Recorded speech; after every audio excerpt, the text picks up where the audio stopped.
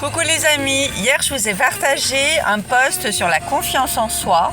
Et la confiance en soi, comme je vous disais, en fait ça s'acquiert, ça s'apprend, ça se reconnaît. Moi au départ j'avais pas du tout confiance en moi, je suis quelqu'un plutôt d'assez timide à la base. Bien sûr j'aime bien la société, les gens partagés, mais je suis quelqu'un plutôt de réservé, de timide. Du fait de manque de confiance en moi, aussi du fait de certaines peut-être humiliations que j'ai eues petite à l'école et tout ça, j'étais pas une bonne élève et je pense que ça nous fait parfois nous remettre dans notre coquille. La confiance en soi, ça s'acquiert et ça s'apprend, comme je vous disais, à partir du moment où on se connaît. Et la numérologie, ça permet ça, comme l'astrologie ou comme d'autres un peu pseudo-science, voilà comme on dit, parce que pour moi c'est une science, parce que les nombres c'est véridique, ça ment pas, ça trompe pas. Bien sûr il y a des interprétations à faire parce qu'on n'a pas qu'un nombre.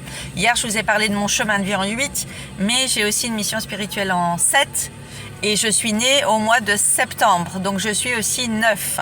On a une pyramide fondamentale qui nous définit et toute l'audace est d'arriver à faire le lien entre ces trois nombres vraiment principaux, primordiaux de notre pyramide.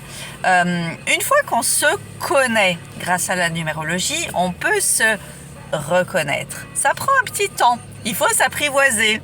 Une fois que vraiment on comprend nos nombres, parce que si par exemple tu as du 7 comme moi, tu as besoin de comprendre. Tu as besoin que les choses aient du sens. Donc on a beau te dire tu as telle ou telle qualité, si toi tu n'y crois pas, si tu ne comprends pas, si tu ne trouves pas du sens à ça, tu ne pourras pas l'intégrer. Par exemple. Tout ça c'est important justement.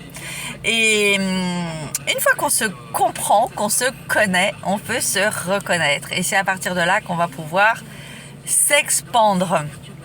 Voilà, donc j'avais envie de vous parler de ça.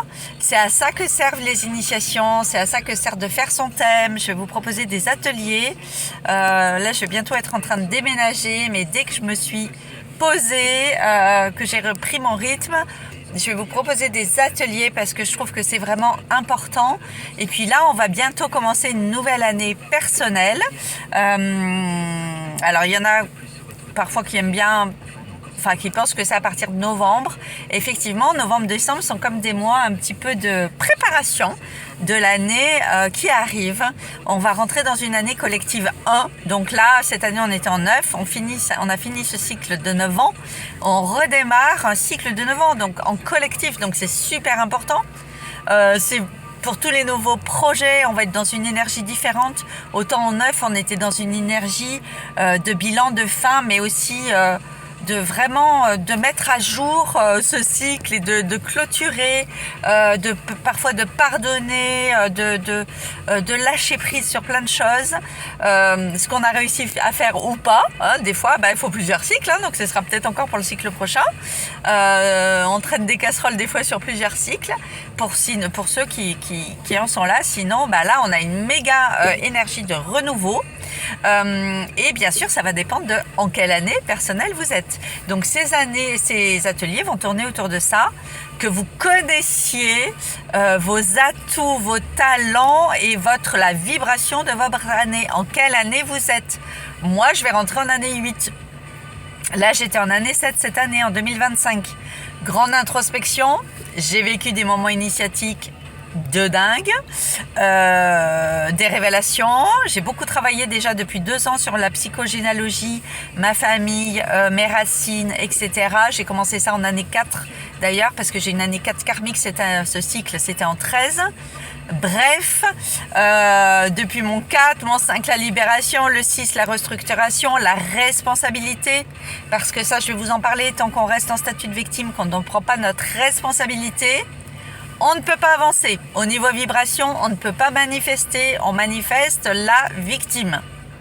Donc, on manifeste des emmerdes. On va manifester des situations où on aura besoin d'être sauvé puisqu'on a une victime.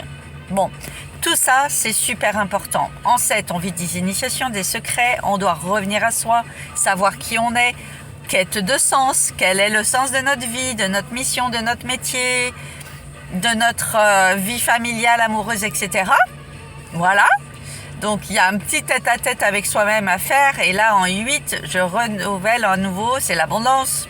C'est la manifestation, le 8, hein, c'est le nombre vraiment de la manifestation, de la confiance justement. Mais ça passe par un travail aussi sur le transgénérationnel, les aïeux, la psychogénéalogie, etc. Donc je vous partagerai tout ça.